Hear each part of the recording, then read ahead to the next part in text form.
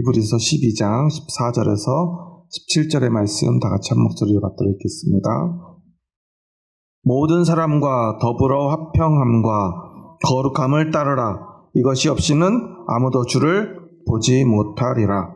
너희는 하나님의 은혜에 이르지 못하는 자가 없도록 하고 또 쓴뿌리가 나서 괴롭게 하여 많은 사람이 이로 말미암아 더럽게 되지 않게 하며 음행하는 자와 혹 한 그릇 음식을 위하여 장자의 명분을 판 에서와 같이 망령된 자가 없도록 살피라.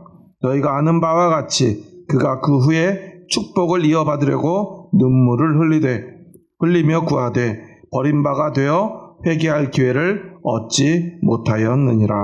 아멘. 오늘 14절부터의 말씀은 하나님의 은혜를 저버린 자들에게 주는 경고의 말씀입니다. 지난 시간에 우리는 징계에 대해서 생각해 보았죠.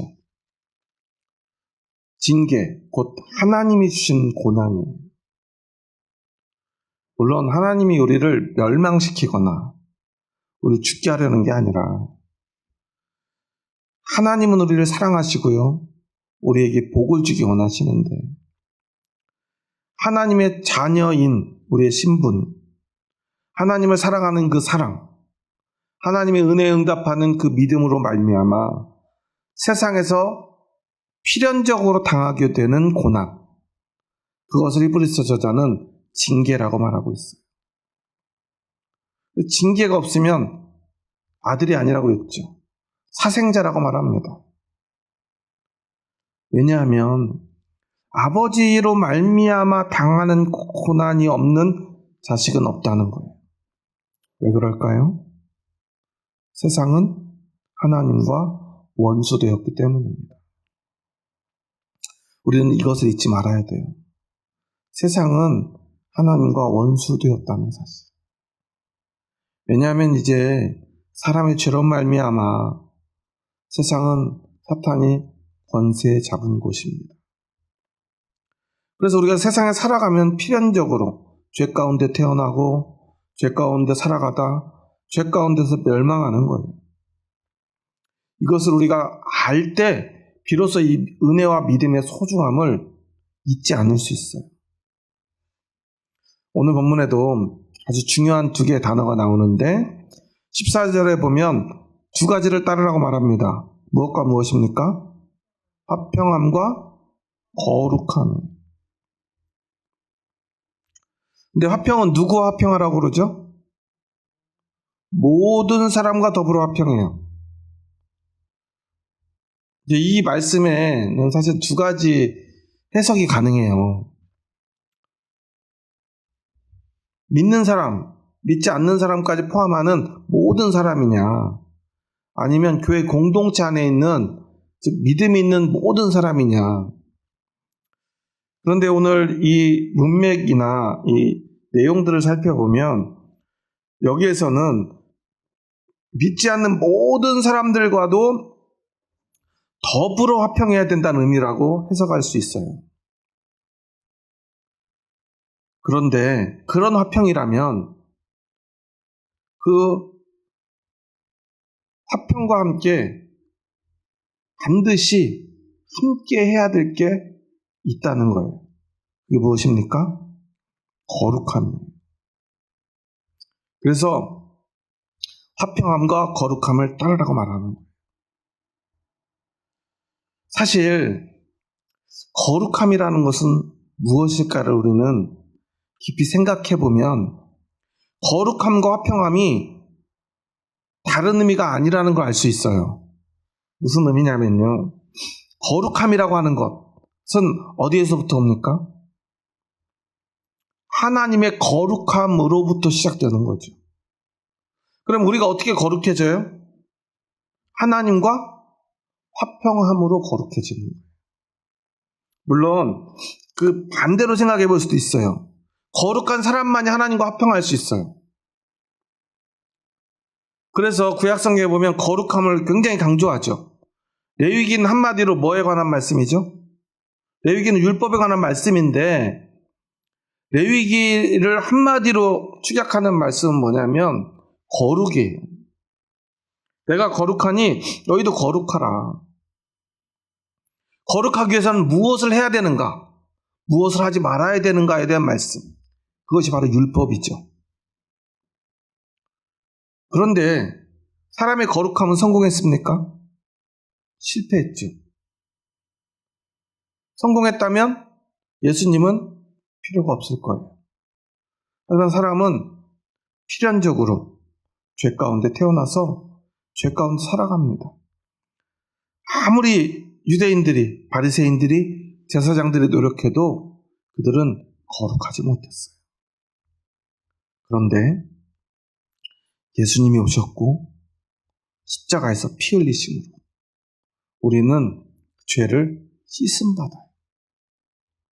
죄 씻음받은 사람들은 어떻게 되죠? 죄 씻음받은 사람들이 가지게 되는 가장 큰 축복은 무엇입니까? 하나님과 우리 사이에 막힌 담이 허물어지는 거예요. 막힌 담이 허물어졌다는 것을 바로 화평이라고 말합니다. 여러분, 여기 계시는 분들은 다 아파트에 사시는 것 같은데, 아파트에 살면 옆집에 누가 사는지 알아요, 몰라요? 저희는 얼굴만 알아요. 왜냐하면 가끔 엘리베이터를 같이 타요. 다른 층의 사람하고 같이 엘리베이터 타면 안 불편한데요. 옆집에 같은 층에 있는 사람하고 엘리베이터 타면 좀 불편해요. 안 그러신가요?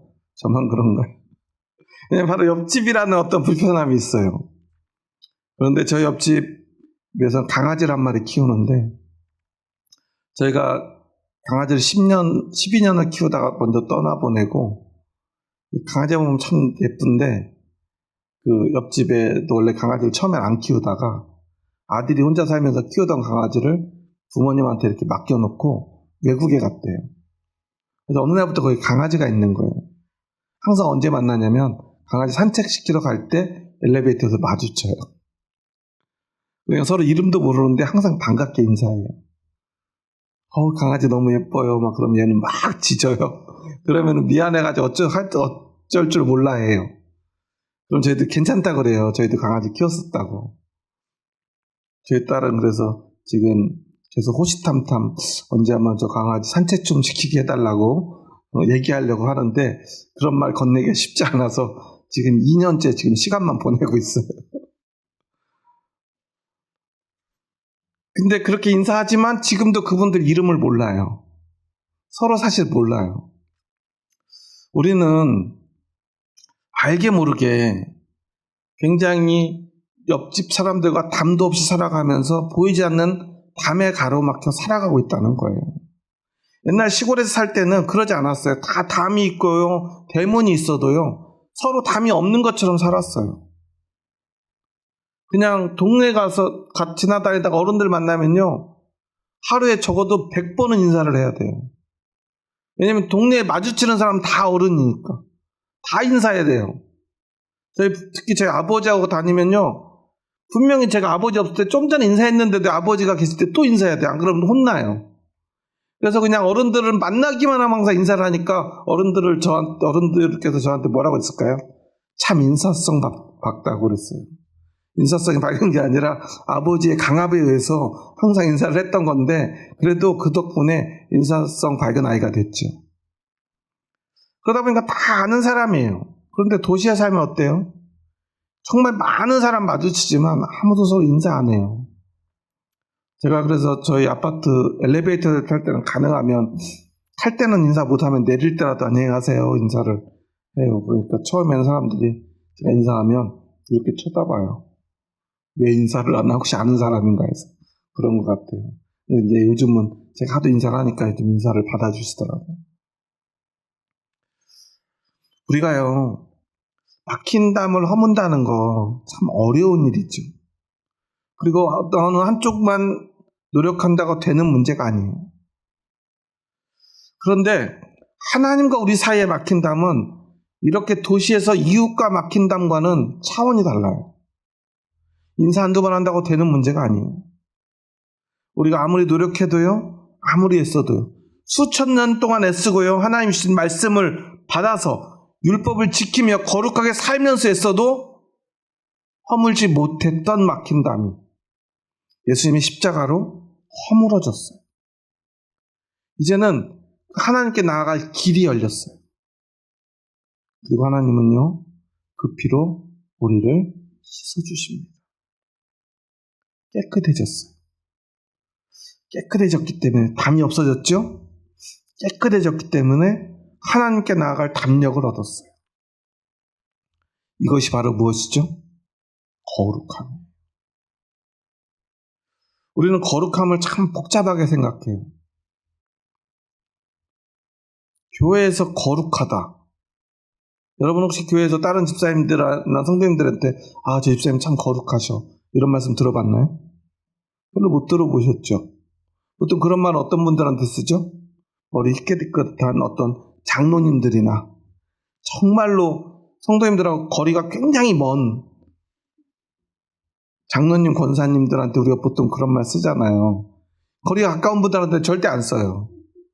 거리가 멀어야 돼. 일단 뭔가 불편해야 돼요. 뭔가 저 사람은 좀 뭔가 신앙생활을 하는데 거룩하게 하는 것 같은 느낌이 들어요. 그 느낌은 어디서부터 오냐면 거리감에서 와요. 뭔가 불편해야 돼요. 어려워야 돼요. 그 사람은 이슬만 먹을 것 같고요, 뭔가 절대로 죄를 안 지을 것 같아요. 올바른 소리만 할 것 같아요. 내가 가도 올바른 소리만 할 것 같아요. 나한테 올바른 소리 하는 사람 여러분 좋아요, 안 좋아요? 안 좋죠. 사람들은 올바른 소리를 듣고 싶지 않아요. 왜냐하면 올바른 소리가 시작되면 그 소리는 분명히 나를 지적할 수밖에 없거든. 잔소리할 수밖에 없거든. 혼낼 수밖에 없거든. 왜냐하면 우리는 올바른 사람이 아니니까요. 우리는 죄인인 줄을 스스로 누구보다 잘 알아요. 그래서 거룩한 사람 옆에는 가고 싶지 않아요. 우리가 명절에 집안 어른들 보기 싫은 이유도 뭐예요? 예전에 그래서 요즘 MZ들 우리 그 어른들의 명절에 하는 말들 피해가는 법, 이런 이야기를 하더라고요. 너 무슨 회사 다니니? 좋은 회사 다녀요. 결혼은 언제 하려고 그래? 빨리 결혼해야지. 예, 곧 할 거예요. 그래, 누구랑 할 건데? 좋은 사람하고요. 그래, 그런 사람이 누구야? 또 빨리 결혼해야지. 그럼 뭐 소개시켜 주실 거예요? 막 그러면서 그냥 놀리듯이 요즘 아이들 할 말 다 한다는 거예요. 왜 그래요? 하도 그런 잔소리 듣다 보니까 일일이 대답하기 싫은 거죠. 마치 놀리듯이 그런 이야기들을 해요. 그런데요, 사람도 올바른 얘기, 나를 위한다고 하는 이야기, 바른 말들 계속 듣다 보면 죄가 많은 우리들은, 부족한 우리들은 늘 불편해져요. 불편하면 거리감이 생기죠. 멀어져요. 가까이 가고 싶지 않아요. 보이지 않는 벽이 생겨요. 사람이 거룩한 척만 해도 우리는 불편한데요. 그래서 거룩한 사람하고는 가까이 가고 싶지 않은데요. 거룩한 하나님께로 우리가 가까이 간다는 것은 얼마나 어렵겠습니까? 그런데 하나님은요, 우리를 깨끗이 씻어주시고요, 담도 허물어 주시고요, 너는 내가 은혜를 줄게. 이게 뭐냐면 네가 편하게 나한테 올 수 있게 해줄게. 다른 말로 하면 뭐예요? 내가 너를 거룩하게 해줬어. 너는 거룩하니까 나에게 올 수 있어. 이 모든 것들에 있어서 가장 중요한 건 예수 그리스도의 피고요, 그리고 우리의 믿음이죠. 그런데 그 믿음은 하나님의 은혜로부터 와요. 하나님 우리를 씻어주고, 그리고 그 담을 헐어주시고, 그리고 불러주신 거예요. 그래서 그 은혜를 받은 사람들이 거룩한 것입니다. 거룩함이라고 하는 것은 사실 본질적으로 하나님으로부터 받는 은혜예요. 물론 그 은혜를 받은 사람은 어떻게 살아가요? 하나님이 거룩하다고 그랬잖아요. 우리는 하나님의 그 공의와 하나님의 사랑을 가진 자로 살아가게 되는 거예요. 왜 그러냐면 우리는 하나님이 우리에게 그 거룩함을 주셨어요. 즉 은혜를 주셨어요. 그래서 하나님을 볼 수 있어요. 만날 수 있어요. 하나님께 나아갈 수 있어요. 그 자리가 바로 예배의 자리잖아요. 그래서 우리는 예배를 통해서 뭘 배워야 돼요? 하나님의 거룩함을 배워야 돼요. 하나님의 사랑과 공의를 배우는 거예요. 무엇이 옳은지. 기준을 하나님으로 우리는 세워가는 거예요. 하나님이 말하는 공의가 무엇인가를 예배 시간을 통해서 우리는 배워가는 거예요. 우리는 각자가 생각하는 정의가 있어요. 각자가 생각하는 공의가 있어요. 정의나 공의라고 하는 것의 가장 중요한 요소는 뭐냐면 기준이에요. 무엇이 옳은가 그른가를 나누는 기준선. 그 기준이 원래는 누구에게 있어요? 나에게 있어요. 그러니까 내가 옳다고 하면 옳은 것, 내가 틀리다고 하면 틀린 거예요. 요즘 여러분 이번에 지방선거가 있잖아요. 선거할 때 여러분 어떤 기준으로 선거 투표를 하세요? 여러분의 기준이 없나요? 뭐 다 기준은 있잖아요. 뭐 나한테 돈을 주는 사람을 찍는다든가 예전에는 고무신 주는 사람을 찍는다든가 하는 기준이라도 그것도 기준이에요. 안 주는 사람은 안 찍고 주는 사람 찍고, 또는 뭐 어떤 자기가 지지하는 정당, 보수 정당을 난 찍겠다는 기준, 진보 정당을 찍겠다는 기준, 나는 중도 정당을 찍겠다는, 아니면 우리 지금 지방선거니까 우리 의정부시를 잘 살게 해줄 사람을 찍겠다는 기준, 아니면 나는 그런 거 저런 거 다 필요 없고 잘생긴 사람 찍겠다 같은 이런 기준들이 있잖아요. 지금 요즘 한참 막 정당별로 후보자 선출있어서 지금 저한테도 계속 문자가 오는데요. 투표 좀 해달라고 여론조사 이런 거 해가지고 그런 걸로 투표율로 후보를 뽑나 봐요. 계속 연락이 와요.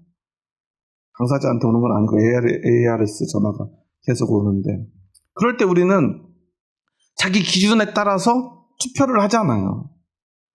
이런 게 바로 자신의 정의예요.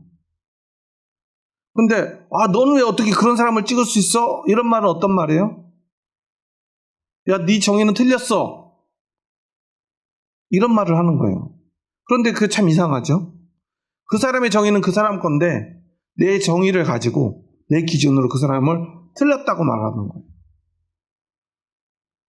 물론 상식적으로 봐도, 객관적으로 봐도 뭐 틀린 게 있을 수는 있겠지만, 그렇지만 그 사람 입장에서 보면 내 정의인데, 내가 생각하는 기준이 있는데 왜 당신이 참견이야? 그래서 투표를 할 때 어떻게 투표하죠? 거수로 투표 안 하잖아요. 어떻게 해요? 비밀 투표하잖아요. 아무도 모르게. 왜? 각자의 정의가 있으니까. 내 정의가 다른 사람에 의해서 훼손당하지 않도록. 그래서 이게 바로 비밀 투표를 하는 이유예요. 우리도 마찬가지로 우리 교회, 많은 사람이 교회를 다니지만 각자의 정의는 다 달라요. 그런데 우리가 예수 그리스도를 믿는다는 것, 하나님의 백성이 돼서 하나님 앞에 나간다는 건 우리가 내 정의를 포기하고 하나님의 공의 앞에 기준을 바꾸기로 하는 거예요. 그래서 우리는 예배를 통해서 하나님의 기준이 무엇인가를 배워야 돼요. 그런데도 오늘날 많은 한국 기독교인들은요, 어떻게 교회를 오죠? 자신의 기준을 가지고 와요. 교회 와서 예배 드리다가 이거 교회는 기준이 나랑 다른데? 아니면 하나님이 이런 기준이라고 하지만 내 생각은 좀 다른데? 이런 이야기를 해요. 거룩함이라고 하는 건요, 하나님께 은혜 받고 이제는 내 기준과 내 정의를 포기하고 모든 것을 하나님의 기준과 하나님의 정의에 맞추겠다는 고백, 즉 믿음으로 사는 거예요. 우리는 화평함과 거룩함을 따라야 된다라고 말하고 있는데, 그래서 여기서 중요한 건 뭐냐? 화평함은 대전제예요. 우리는 하나님과 화평해야 돼요. 그래야 우리는 살 수 있어요. 14절에서도 중요한 게 무엇인가를 하나하나 따져보면 우리가 이 의미가 뭔지를 알 수 있는데 다시 한번 읽어볼까요? 히브리서 12장 14절입니다. 모든 사람과 더불어 화평함과 거룩함을 따르라. 이것이 없이는 아무도 주를 보지 못하리라. 그러면 화평함과 거룩함을 따르는 목적은 뭐예요? 주님을 보기 위해서잖아요. 그러니까 그리스도인들에게 가장 궁극적인 목적은 뭐예요? 하나님을 보는 거예요. 하나님을 본다는 건 뭐죠? 바로 우리가 구원받는 것이고 하나님의 나라 백성이 되는 것이고 하나님 나라에 가는 거예요. 그래서 쉽게 말하면 예수 믿고 천국 간다는 말을 우리가 많이 쓰잖아요. 천국을 가려면 하나님을 볼 자격을 얻어야 돼요. 그러기 위해서 가장 중요한 게 화평함과 거룩함을 따르는 것이다 라고 오늘 히브리서 저자는 말하고 있는 거예요. 그러면 여기서 모든 사람과 더불어 화평해야 돼요. 왜냐하면 우리가 받은 은혜의 본질은 무엇이냐? 하나님과 우리가 화평하게 되었기 때문에. 하나님과 화평하게 된 자는 하나님이 지은 모든 피조물, 특히 하나님이 사랑하는 모든 사람들과 화평할 수 있어야 돼요. 그런데 그럼에도 불구하고 여기서 모든 사람은 믿는 사람뿐 아니라 믿지 않는 사람들과도 화평해야 되는데 적어도 우리는 그 화평을 위해서 거룩함을 저버려서는 안 된다는 더 세밀한 기준을 이야기하고 있는 거예요. 그리고 그 거룩함은 하나님과 우리 사이에 막힌담이 허물어짐으로 말미암아 하나님의 거룩함 앞에 나아갈 수 있는 자격을 얻은 우리들이 하나님의 거룩함을 보고 배우고 그 거룩함을 따라 살아가는 것. 그것이 바로 거룩함이에요. 하나님으로부터 받은 거예요. 내 것이 아니기 때문에 내가 내 마음대로 주장할 수 없어요. 그래서 거룩함의 가장 본질적인 것은 더 정확히 말하면 우리가 거룩하다라고 말하려면 이 거룩함 이전에 우리에게 중요한 요소가 하나 있어요. 그건 뭐냐면 바로 순종입니다. 그리고 순종을 하기 위해서는 그 마음속 더 깊은 곳에서부터 우러나는 마음이 하나 필요한데 그게 바로 사랑이에요. 하나님을 정말 진심으로 사랑해요. 그런데 하나님으로부터 은혜를 받아서 우리는 막힌 담도 허물어지고 우리가 깨끗하다고 하나님께 인정받아서 하나님 앞에 나아갈 수 있게 되었어요. 그래서 우리는 하나님과 화평할 수 있습니다. 화평하게 되었어요. 그러니까 그 화평함을 가지고 우리는 무엇을 하느냐? 하나님의 거룩함을 배우는 거예요. 하나님이 뭐라고 말씀하시는지를 들어요. 왜 듣냐면 하나님을 사랑하니까. 귀 기울여요. 귀 기울이니까 우리는 하나님의 음성을 듣게 되고 그 들은 그대로 사랑하는 사람은 하나님의 말씀에 순종하게 되어 있는 거죠. 그리고 그렇게 말씀에 하나님의 기준에 순종하는 사람들을 우리는 거룩한 사람이라 말할 수 있는 거예요. 너무나 많은 사람들이요 거룩을 오해해요. 교회 오면 근엄한 표정을 지어야 되고요. 말도 많이 하면 안 되고요. 행동도 경박하게 하면 안 되겠죠. 옷차림도 조금 더 단정하게 해야 되고요. 찬양할 때는 더 우렁찬 목소리로 찬양하고 하나님 말씀 앞에서는 더 크게 아멘 해야 되고 그리고 어디 가서도 누구보다도 더 윤리적으로 도덕적으로 올바른 삶을 살아가고요. 그러다 보니까 사람들하고 쉽게 농담하고요. 큰 소리로 웃고 이런 거 하면 안 되는 것처럼 여겨지는데 그것은 우리가 본질적으로 거룩함이 무엇인가를 오해하는 대표적인 모습이에요. 그래서 제가 앞에서도 이야기한 것처럼 교회에서 우리는 거룩한 사람들을 참 불편해해요. 왜냐하면 그 사람들이 그렇게 거룩을 잘못 오해하고 있기 때문에. 그리고 우리는 기억해야 돼요. 진짜 거룩이 무엇인가. 진짜 거룩해지면요, 사람들이 나를 편하게 느낄 수 있게 해야 돼요. 왜냐하면 거룩의 시작은 하나님을 향한 사랑으로부터, 물론 하나님이 은혜를 먼저 부어주십니다. 그래서 예수님의 피로 우리를 깨끗이 씻어주시고, 하나님과 우리 사이에 있는 막힌 담을 허물어 주시고, 그리고 나서 하나님 앞에 나아갈 수 있도록 허락해 주셔서 하나님을 봐요. 그리고 하나님이 우리를 부르신 그 공식적인 자리, 오늘과 같은 예배의 자리를 통해서 하나님은 하나님의 기준을 우리에게 가르쳐 주세요.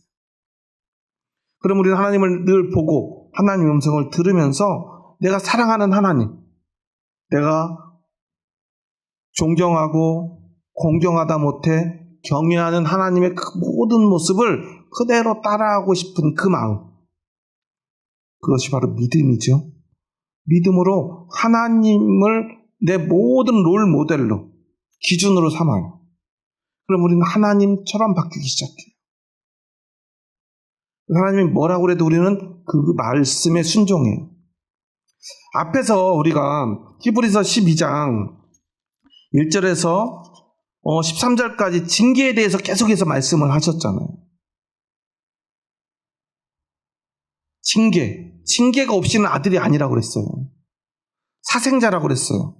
왜냐하면 우리가 거룩하면 어떻게 돼요? 내 기준이 사라져요. 그러니까 어떻게 되냐면 내가 하나님을 믿음으로 아무런 유익이 없어요. 유익만 없으면 좀 나은데 손해를 봐요. 고난이 와요. 가난해져요. 질병이 찾아오고 사람들로부터 핍박도 받아요. 억울한 누명도 쓰고요. 심지어 예수님처럼 순교를 해야 될 수도 있어요. 그렇게 될 때도 우리는 그게 하나님의 기준이라면 그 길을 가는 거예요. 그게 바로 믿음입니다. 그게 바로 거룩함입니다. 거룩함은 우리가 목에다 힘주는 게 아니에요. 내가 사람들 앞에 거룩하게 높여지는 게 아니에요. 예수님처럼 낮아지는 거예요. 우리가 앞에서 이야기한 교회에서 거룩하게 느껴지는 사람들이 불편한 이유는 그 사람이 교회에서 높은 사람처럼 느껴지기 때문입니다. 여러분 그러잖아요. 여러분 장로님들 별로 편하게 느껴지지 않잖아요. 그분이 장로님인지 몰랐을 땐 편했다가 장로님이라고 하면 불편해지잖아요. 저도 목사인지 몰랐다가 제가 목사라고 하는 사람들이 다 불편해요. 왜냐하면 교회에서 그 사람이 높다고 여겨지기 때문에 그래요. 그리고 그 높은 자리에 걸맞는 어떤 행동들을 하는 것처럼 보여지기 때문에 그래요. 그런데 진짜 거룩함은 그런 게 아니에요. 사실 우리 신앙에서 거룩함이라고 우리가 생각하고 말하는 그 거룩함들은 사실 거룩한 척 하는 거예요. 그리고 그런 것을 예수님은 뭐라고 그랬어요? 회칠한 무덤 같은 거라고 그랬어요. 회칠한 무덤이 뭐냐면 속은 더러운데 겉을 깨끗하게 회를 칠해놓는 거. 무덤은 속에 시체가 썩고 있죠. 그런데 유대인들의 무덤 어떻게 해요? 겉에다 하얀 회를 칠해요. 깨끗해 보이게. 냄새가 나지 않도록 잘 막아놔요. 더러운 걸 보이지 않는 거예요. 우리는요, 이걸 인정해야 돼요. 예수님 믿어도 우리는 여전히 죄인이라는 사실, 여전히 우리가 냄새나는 시체와 같은 존재라는 사실을 우리는 잊지 말아야 돼요. 그런데 너무나 많은 사람들이 그러면 그걸 인정하고 그 더럽고 냄새나는 나 같은 사람을 예수님의 피로 씻어주시고 용서해 주신 하나님의 사랑 앞에 죽을 때까지 겸손히 자신을 돌아보고 낮추고 회개하며 그렇게 살다가 하나님이 부르시는 날 하나님 앞에 서야 되는데 우리는 한 5년, 10년, 20년쯤 교회 다니면 자신이 이미 예수님보다 더 거룩해져 있어요. 우린 그럴 수 있습니까? 그럴 수 없어요. 저도 제가 목사가 되고 되게 후회했던 적이 있어요. 목사 안수 받기 전까지 얼마나 고민을 많이 했는지 몰라요. 이제 목사 안수 받으면 뭘로 살아야 돼요? 목사로 살아야 되잖아요. 그래서 고민 사실 많이 했어요. 내가 지금 안수를 받고 목사가 될 정도가 됐을까? 근데 뭐 이미 신대원도 졸업했죠. 목사고시도 하필이면 합격해버렸죠. 뭐 목사 받는 연수 과정도 이제 전임 사역 기간도 다 채웠어요. 노예에서 이제 받기만 하면 돼요. 뭐 교육도 다 받았고 잠이 안 오는 거예요. 그래서 더 열심히 기도하고요. 이제 안수 받고 나면 내 삶이 뭔가 이제부터 이제 보통 삶을 내가 다 버리고 목사로만 살아야겠다. 안수를 받았어요. 그렇게 감격스러울 수 없었어요. 안수를 받는데 막 눈물이 멈추지 않아요. 안 받아보셔서 잘 모르시죠? 정말 감동적이에요. 물론 신부들처럼 막 바닥에 다 엎드려가지고 이렇게 하진 않지만 그래도 그 순간은 정말로 말로 형용할 수 없는 감격이 있어요. 그런데 과연 제 삶이, 제 모습이 그날 완전히 달라지나요? 안 달라지는 거예요. 안수를 받고요. 이제 목사가 됐어요. 제 방에 가면 항상 목사 안수패가 이렇게 저를 보고 있어요. 그래도 저는 여전히 똑같은 사람이에요. 그래서 고민을 많이 했어요. 이거 다시 반납해야 되나? 그럴 수 없잖아요. 얼마나 오랜 시간 고민했는지 몰라요. 제가 안 바뀌니까. 물론 많이 노력했어요. 정말 죽을 정도로 열심히 노력했던 것 같아요. 열심히 기도하고요. 그런데 사람은 바뀌지 않아요. 그리고 저는 늘 이렇게 앞에 서서 말씀을 전합니다. 사람들은 저를 하나님의 말씀을 전하는 목사로 봐요. 제 아내가 살아생전에 이제 사모님이라고 그러면 제 아내는 또 일찍부터 일을 계속 했잖아요. 그러니까 그냥 직장생활 하다가 사람들 만나서 그냥 막 친하게 지내다가 나중에 좀 가까워져가지고 사실은 내가 목사 사모다 그러면 사람들이 깜짝 놀랐는데 목사님하고 사는 건 어떠냐고. 안 불편하냐고. 사람 사는 거 다 똑같죠. 그러고 어떻게 똑같냐고 그런데요. 교회 안 다니는 사람들은 좀 덜한데 교회 다니는 사람들은 더 심하죠. 근데 사실 똑같잖아요. 그런데 목사가 되었다고 장로가 되었다고 권사가 되었다고 우리가 우리를 거룩한 척 포장하는 것 조금 더 예의 바른 말투를 쓰고요. 더 근엄한 표정을 짓고요. 행동 거리를 조심하면 거룩한 것이 아니라는 거예요. 우리가 다 거룩해지려면 어떻게 해야 됩니까? 사실은 더 솔직해져야 돼요.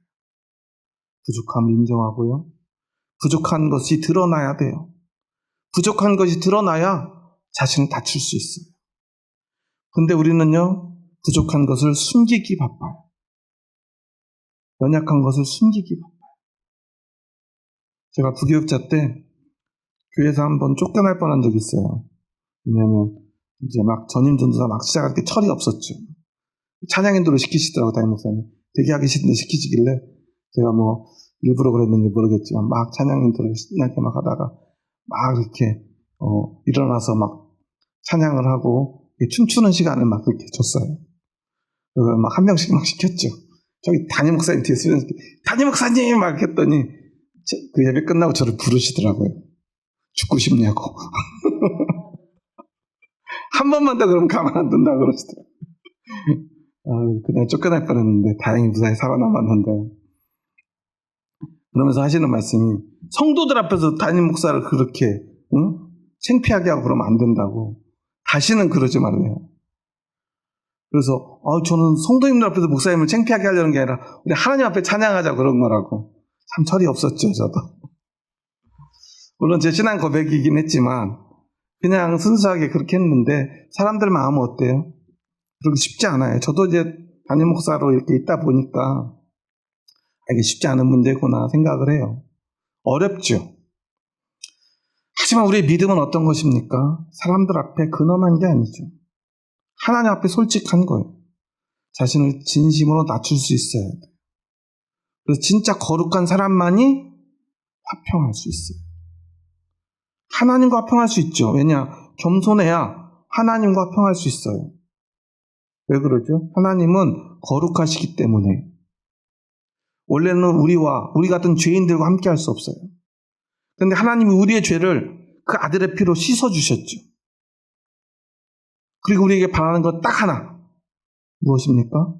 믿음입니다. 그 믿음은 뭐냐면 인정하는 거예요. 자신의 죄악도 부족함도. 하나님 없이는 안 된다는 그 사실도. 그리고 예수의 피가 나를 용서해 주셨다는 그것을 죽을 때까지 잊지 않는 거예요. 그리고 그 마음으로, 그 낮아진 마음으로 날마다 하나님 앞에 나아가는 거예요. 그런데 우리가 뭐 좀 열심히 하다 보면요, 잘하다 보면요, 우리는 교만해지기 시작해요. 내가 스스로 거룩한 줄 압니다. 나는 이 정도면 충분하다고 생각합니다. 사람들 앞에서도 교만해지고요, 하나님 앞에서도 교만해져요. 그 결과는 뭘까요? 하나님으로부터 멀어져요. 하나님으로부터 멀어진 사람들의 특징이 뭐냐면 사람들이 그 사람을 멀리해요. 여러분들이 교회 왔는데 저 사람이 되게 멀게 느껴져요. 아니, 가까이 하고 싶지 않아요. 그 사람은 이미 하나님으로부터 멀어진 거예요. 그래서 우리는 늘 돌아봐야 돼요. 사람들이 나를 불편해하고 있지 않는지. 그런 사람들은요, 하나님 앞에서 교만한데 어떻게 사람들 앞에 겸손할 수 있겠어요? 물론 회칠한 무덤처럼 아주 상냥한 목소리로 사람들에게 마치 굉장히 겸손한 사람인 것처럼 하는 사람들이 있어요. 그런데도 사람들이 불편해요. 여러분들도 그런 분들 머릿속에 떠오르시는 분들이 계실 거예요. 이제까지 살아오면서 그런 분들이 꼭 있어요. 교회 안에 제일 친절하고 상냥한 목소리를 가지고 정말 아름다운 표정을 가졌는데 사람들이 불편해하는 사람들이 있어요. 교회 안에 유독 많아요. 제가 거쳐왔던 교회들 보면 꼭 위원장 권사님, 이런 분들은요, 그 미소가 얼마나 아름다운지 몰라요. 밝게 인사해요. 그래서 새신자들만 그분을 좋아해요. 기존 교인들은 다 싫어하는데, 특히 청년들이 유독 싫어하죠. 출근 입고 오면은 막 웃으면서 꼬집어요. 네, 다음 주부터 똑바로 입고 와라, 웃으면서. 이런 걸 얼마나 기술적으로 잘하시는지 몰라요. 그런데 그런 건 거룩함이 아니에요. 거룩함은 누구에게라도 친밀함으로, 그래서 누구와도 화평할 수 있어야 돼요. 겸손한 사람, 낮은 사람에게는요, 사람들이 쉽게 다가가요. 제가 한 목사님이 그런 얘기를 해요. 우리 교인들은 자기를 너무 무시하는 것 같대요. 그리고 개척한 목사님이라 교회가 작아요. 나이도 좀 어리고 결혼도 안 했어요. 그러니까 막 사람들이 자기를 무시하는 것 같아요. 근데 제가 늘 하는 말이 있어요. 목사님 목회를 잘하고 있기 때문이에요. 목사님이 권위적으로 회칠한 무덤처럼 그러지 않고 거룩하게 예수님의 성품을 담고 낮아지고 편안하게 하면 사람들은 원래 함부로 하게 돼 있어요. 편하니까. 목사님이 높은 사람처럼 여겨지지 않으니까 그러는 거예요. 잘하고 있다고 생각하세요. 어느 날 사람들이 나한테 갑자기 따뜻하게 하면 그때 빨리 하나님 앞에 가서 회개하세요. 근데 지금은 괜찮아요. 사람들이 편하게 대하니까. 저희 교회도 요즘 예전에는 이제 모르겠는데 조금씩 이제 제가 불편한지 제가 모임에 가면 이제 사람들이 목사님 안 오셔도 됩니다. 요즘 그러시잖아요. 예전에는 저한테 막 오라고 그러시더니 그러면 이때가 회개해야 될 때인 거예요. 나도 모르게 내가 권위가 생긴 거예요. 인간의 권위. 나도 모르게 거룩한 척 하고 있는 거예요. 그러면 자꾸만 막힌 담이 하나씩 생기기 시작해요. 오늘 본문에 보면요, 쓴뿌리라는 말을 많이 우리가 기억하실 거예요. 15절에 보면 우리 한번 읽어볼까요? 너희는 하나님의 은혜에 이르지 못하는 자가 없도록 하고 또 쓴 뿌리가 나서 괴롭게 하여 많은 사람이 이로 말미암아 더럽게 되지 않게 하며. 교회에서 이 쓴 뿌리라는 이 단어의 해석으로 인해서 이단이 생기기도 하고요. 이 해석을 다양하게 해석들을 해요. 그런데 이 쓴 뿌리, 히브리서 12장 15절의 이 쓴 뿌리는요, 굉장히 고차원적인 어떤 의미를 가진 특별한 단어가 아니에요. 여기서 쓴 뿌리는 기본적으로는 그 뒤에 나와 있죠. 더럽게 되지 않도록. 그 쓴 뿌리가 나서 괴롭게 하여 많은 사람이 이로 말미암아 더럽게 되지 않게 하며. 그러니까 여기서 쓴 뿌리, 그리고 그 뒤에 16절에 보면 음행하는 자, 한 그릇 음식을 위하여 장자의 명분을 파내서, 이것과 앞에 14절에 화평과 거룩, 이건 대비되는 말인데 화평의 반대말로 나온 게 쓴 뿌리예요. 거룩함의 반대말로 나온 게 이 음행과 한 그릇 음식을 위하여 장자의 명분을 파는 것, 즉 어떤 음식이나 인간의 욕심, 세상적 어떤 욕망, 그런 것들을 향하는 것, 이게 바로 거룩의 반대말로 나온 거예요. 그러니까 쓴 뿌리는 여기서 말한 건 더럽게 되는 것, 그러니까 우상숭배라든가 또는 하나님을 배반한 사람. 하나님 배반했다는 건 어디에 있는 사람이죠? 교회 공동체 안에 있는 사람이에요. 그러니까 믿지 않는 사람의 어떤 죄악을 이야기하는 게 아니에요. 쓴 뿌리는 믿음의 공동체 안에 있는 쓴 뿌리예요. 그래서 대표적으로 우상숭배라든가 또한 열심히 신앙생활하다가 누군가가 배교를 해요. 그럼 사람들 마음이 어떻게 될까요? 동요되죠. 지금 이 시대가 어떤 시대인지를 알면 우리가 조금 이해가 쉬워요. 지금 히브리서의 말씀이 기록되던 당시는 이제 교회가 박해를 지나 순교를 앞두고 있는 상황이에요.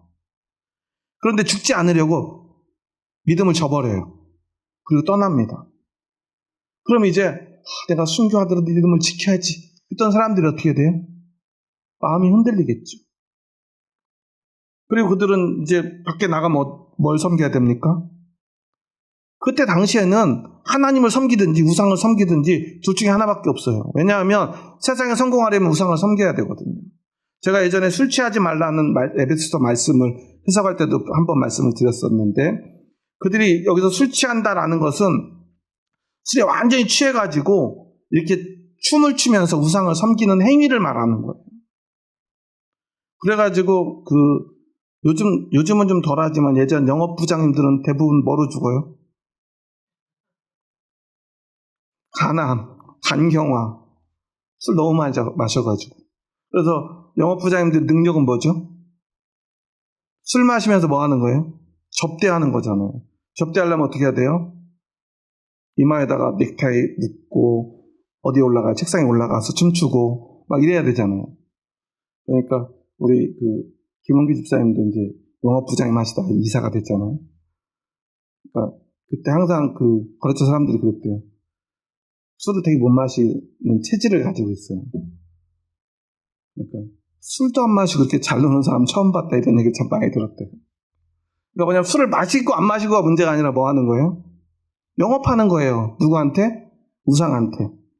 우상 신전에서 얼마나 막 많이 취해가지고 정말 신나게 우상을 섬기는 춤추는 그 모습에 따라서 그 사람의 신앙이 판별이 되고, 그러면 그 신앙을 가진 사람들이 그 지역에서는 아주 존경받을 만한 사람, 신실한 사람으로 인정받을 수 있고, 그런 사람들이 세상에서 성공하는 시대였던 거예요.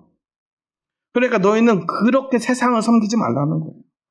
세상에서 성공하려고 우상을 열심히 섬기고, 우상을 섬기기 위해서 술에 취하되 그냥 보통 취하는 게 아니라 보통 사람들보다 더 취해가지고 정말 온 힘을 바쳐서 완전히 미쳐가지고 우상을 섬기는 그러한 모습으로 살아가지 말라는 거예요. 그리고 그 열정을 어디에다 쏟으라는 거죠? 성령에 충만하라는 거예요. 성령에 충만하라는 충만과 술 취함에 취하다는 단어는 같은 단어예요. 그래서 우리는 어떻게 살 것인가가 결정이 되죠. 이처럼 하나님을 배반하고 나면 세상에 나가서 술 취한 자가 되는 거예요. 열심히 우상 섬기는 자가 됩니다. 그럼 그런 사람들을 교회 공동체에 남아서 박해주고 이제 언제 죽을지 모르는 사람들이 보면 어떻게 돼요? 마음이 흔들리겠죠. 그렇게 만드는 사람을 뭐라고 그래요? 쓴뿌리라고 하는 거예요. 화평이라는 건 무엇입니까? 이때 당시 교회의 화평, 그리스도인의 화평은 뭐냐면요. 함께 이제 박해를 당하는데요. 언제 죽을지 몰라요. 이걸 견뎌야 돼요. 어떻게 하려면? 구원받으려면. 이 믿음을 지켜내려면. 근데 혼자 너무 무서워요. 내 옆에 누가 있습니까? 형제 자매들이 있어요. 그때 손잡을 수 있는 형제 자매들. 그때 손을 꼭 잡는 것, 그것이 바로 화평입니다. 거룩함을 위해서요. 형제들을 손잡고 그 박해를 견뎌내는 게 화평이에요. 이 세상에서 살아가려면요. 우리는요. 손 꽉 잡을 형제 자매가 필요해요. 하나님의 주시는 징계가 없는 건 하나님의 아들이 아니에요. 하나님은 우리에게 벌을 내리신다는 게 아니잖아요. 하나님의 아들로 살아가려면 세상의 박해를 견뎌야만 해요. 예수님이 그러셨던 것처럼. 내가 하나님 열심히 믿음으로 인해서 세상의 손가락질하고 비웃는 거 당연한 거예요. 그것 때문에 손해보는 거 당연한 거예요. 그것 때문에 박해당하고요. 병을 얻는 거 당연한 거예요. 순교하지 않으면 그나마 다행이죠. 저는 늘 생각합니다. 하나님, 저를 1900년대 초에 조선에 태어나지 않게 해주신다. 일본의 박해 앞에 신사 참배하지 않게 1950년대 목사로 살지 않게 된 거예요.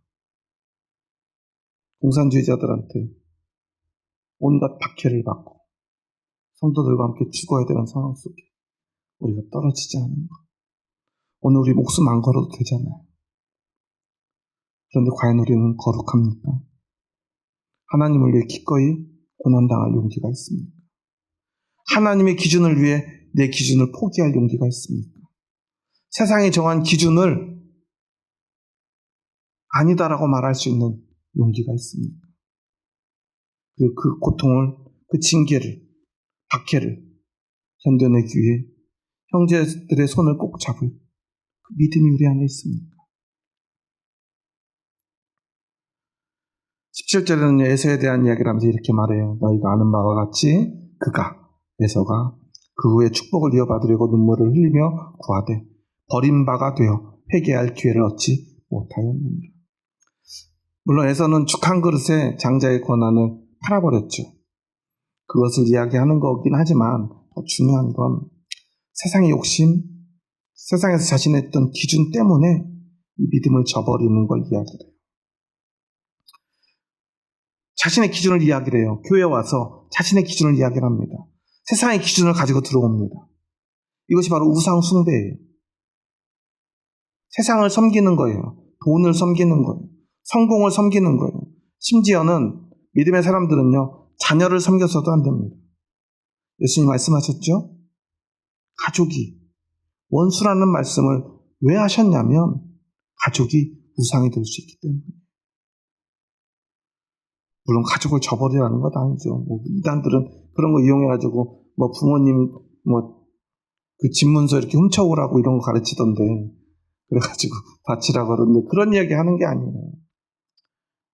너희 믿음은 오직 하나님만 바라볼 수 있느냐는 거예요. 자식 말고 하나님 바라볼 수 있느냐. 배우자 말고 하나님만 바라볼 수 있느냐. 제가 저희 딸이 4살 때 뇌수술을 2번을 연달아 해야 됐어요. 처음에는 그 어린 것이 수술을 받아야 된다는 게 믿을 수가 없죠. 처음에 꾀병인 줄 알고 갔다가 꾀병이니 걱정하지 마. 그런데 수술을 해야 된대요. 얼마나 날벼락이에요. 뇌를 갈라야 됩니다. 그러면서 의사 선생님이 각서를 내밀어요. 어떤 각서죠? 수술이 잘못돼도 소송하지 않겠다. 괜찮다는 각서. 물어봤어요. 하나하나. 조항들. 4살이라 마취하면 아무 수술이 이상이 없어도 목기가 날 확률 65%. 무슨 약물을 넣을 건데 그걸 부작용이 생길 확률이 40%. 이렇게 저렇게 하니까 죽을 확률이 한 350% 정도 되더라고요. 사인을 못 하겠는 거예요. 그래서 물어봤어요. 이거 저한테 사인을 하라고 이걸 내민 거냐고, 사인하지 말라고 내민 거예요. 그래서 사인해야죠. 수술 안 하면 죽을 확률이 100%. 그러니까 확률이 아무리 낮아도 수술을 해야 됩니다. 좀 그럼 커서 하면 어떨까요? 아니면 늦으면 늦을수록 안 좋대요. 최근에 알았는데 저희 딸이 이제 그걸 알려주더라고요. 아이들이 수술 시간은 그날 아이들 어린이 병동에서 수술했으니까, 어린이 뇌병동에서. 나이가 제일 어린 애들보다 먼저 수술해준대요. 혹시 문제가 생길 수 있으니까요. 저희 딸이 그날 17명인가 19명이 수술했는데, 아이들이 그중 1번으로 했거든요. 그게 그냥 운 좋다고 생각했어요. 저는 제일 먼저 빨리 끝나서 좋다고. 저희 딸은 제일 어려서 자기가 아마 1번을 한 것 같다, 그런 얘기예요. 지금 생각해보니까 그 병동에서도 제일 어렸거든요. 4살이었으니까. 근데 거기서 사인을 어쩔 수 없이 하고 와가지고 잠이 안 오는 거예요. 하나님이 너무 원망스러운 거예요. 정말 딸 하나 저한테 주셨는데 이렇게 데려가시려고 하냐. 그런데 기도하면서 믿음으로 제 모습을 성찰해 보는데요. 제가 하나님한테 뭘 원망할 수 있죠? 제 딸을 보내신 분도 하나님이신데 그 딸의 생명이 누구의 것이냐고 묻는 것 같아요. 하나님 거잖아요. 생명을 나한테 맡길 수 있냐고 하나님은 물어보시는 것 같았어요. 그래서 그 음성을 듣고는 더 이상 기도하지 않았어요. 하나님께서 이 아이의 아버지가 아니시냐. 내가 낳았지만 내 딸이 아니고 하나님의 딸이라는 믿음이 있냐는 음성을 듣고는, 그리고는 좀 마음이 편안해졌어요. 하나님이 알아서 하시겠지. 무책임한 하나님께 떠넘기는 게 아니라 진짜 하나님께 맡기는 것. 그 말은 그 어떤 결과도 받아들여야 된다는 그 믿음이죠. 그게 바로 진짜 믿음입니다.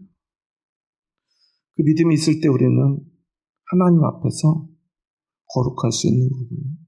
그 거룩함이 있을 때 우리는 하나님과 화평하고 형제들과 손잡을 수 있는 거예요. 그냥 교회 와서 침묵하는 게 화평이 아니에요. 많은 분들이 교회에서 어떤 드라마 대사인데 여기서 어떤 운동선수가 그러더라고요. 막 연습 안 하고 막 노니까요. 침묵질이냐고 막 소리 지르는 장면을 본 적이 있는데, 교회는 그런 침묵질하는 곳이 아니에요. 나가서 즐겁게 놀고요. 막 부동산 정보 공유하고요. 주식 정보 공유하고요. 물론 그런 것도 필요하죠. 그래서 우리가 다 같이 부자 될 수 있다면 얼마나 좋겠습니까? 그런데 가장 중요한 목적이 그것이 되어서는 안 되겠죠. 이곳은 거룩함으로 손잡는 곳이어야 합니다. 박해라도, 고난이라도, 심지어 죽음과 가족을 잃는 아픔이라도 우리 이곳에서는요, 믿음으로 손잡고 견뎌내는 곳이어야 돼요. 너무나 많은 그리스도인들이요, 교회가 즐겁지 않다고 떠나요. 행복하지 않다고 떠나요. 왜 기도했는데 병 안 낫느냐고 떠나요. 왜 열심히 신앙생활 했는데 고통이 왔느냐고 떠나요. 그것을 성경에서 뭐라고 했다고 그랬죠? 쓴뿌리. 그게 바로 쓴뿌리. 교회는 쓴뿌리를 도려내야 하는 곳입니다. 왜냐하면 우리는 오직 믿음으로 사는 사람들이기 때문에. 믿음은 오직 화평과 거룩한 뿐입니다. 다른 것을 이야기할 수 없어요. 교회는 오직 화평함과 거룩함을 이야기하는 것. 세상 모든 사람과 화평해야 되지만 거룩함을 잃지 않는 곳이어야 합니다. 오직 하나님의 기준만으로 사는 사람들. 왜 제가 늘 예배만을 강조하냐면 예배가 바로 하나님 앞에 서는 곳이기 때문에 그래요. 이곳에 여러분은 무엇 하고 싶습니까? 내 기준을 가져와서 그 기준으로 이곳에 갖다 들이대는 곳이 아닙니다. 자는 이 선이 삐뚤어졌는지 길이가 틀린지를 재는 도구예요. 자신의 자를 가지고 와서 교회에 하나님 앞에 들이대는 것, 그것이 바로 교만입니다. 하지만 맨몸으로 와서 하나님의 자, 즉 하나님의 거룩함 앞에 나를 돌아보는 것, 그것이 바로 믿음입니다. 그래서 언제나 하나님의 기준으로 다시 돌아가고자 우리는 예배 가운데로 나와야 합니다. 그리고 나면 우리는 할 수 있는 게 한 가지밖에 없습니다. 세상에서 우리는 반드시 징계를 받아야 하기. 죄로 물든 세상은 우리를 미워하기. 우리는 형제자매들의 손을 붙잡을 수밖에 없습니다. 군대에 가서 힘든 훈련을 하고 나면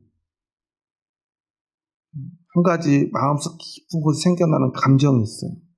그것을 사람들은 전우애라고 그래요. 전쟁을 치고 나면 진짜 전우애가 생기죠. 삶과 죽음을 지나고 나면. 왜냐하면 서로 의지하지 않고는 거기서 살아남을 수 없기 때문에. 믿음은 우리를 전우애로 이끄는 곳입니다. 교회는 그런 곳입니다. 교회는 그렇게 화평해야 합니다. 세상에 성공하기 위해서 교회에 나오는 것, 그것은 믿음일 수 없습니다. 믿음을 위해 생명을 바치기 위해 우리는 교회 안에서 화평해야 합니다. 나는 교회에 화평을 주는 자인가? 나는 쓴뿌리인가? 나의 모습을 돌아봐야 합니다. 그리고 우리는 이곳에서 진짜 예수님의 피로 이룬 화평을 이루어야만 우리는 반드시 주님의 날, 심판의 날 구원받게 될 것입니다. 여러분에게 그 구원이 세상 그 모든 것보다, 가족보다 소중하다면 여러분 오늘 히브리서 저자가 우리에게 주는 이 말씀, 모든 사람과 더불어 화평함과 거룩함을 따르라는 이 말씀을 가슴에 새기고 이 땅 가운데, 그리고 교회 가운데 화평하게 하는 자로, 거룩하게 하는 자로 살아가시기를 주님의 이름으로 축원합니다. 기도하시겠습니다. 하나님 감사합니다. 저희 부족하고 약한 자들 사랑하셔서 저희들을 주님의 뜻 가운데로 불러주시니 감사합니다.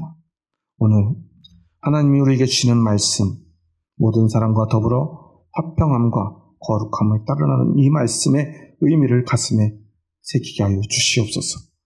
참된 거룩이 무엇인가를 잊어버리지 않도록 도와주시옵소서. 거룩한 척하는 자 되지 않게 하여 주시옵소서. 오직 하나님의 거룩함을 배우는 자 되게 하여 주시옵소서. 이것은 내 힘으로, 내 노력으로 되는 것 아니고 오직 하나님의 은혜로 되는 것이기에 우리는 늘 하나님 앞에 겸손한 자 될 수밖에 없음을 기억하게 하여 주시옵소서. 그렇게 겸손한 자만이 하나님 앞에 거룩한 자이며 그렇게 거룩한 자는 하나님의 자녀로서 세상의 박해를, 하나님이 주시는 징계를 받을 수밖에 없기, 우리는 형제들의 손을 잡을 수밖에 없는 자, 교회를 화평하게 하는 자 될 수밖에 없음을 고백합니다. 교회의 쓴뿌리가 되지 않게 하여 주시옵소서. 믿음을 저버리는 자, 교만한 자, 세상을 섬기는 자 되지 않도록 저희들을 도와주시옵소서.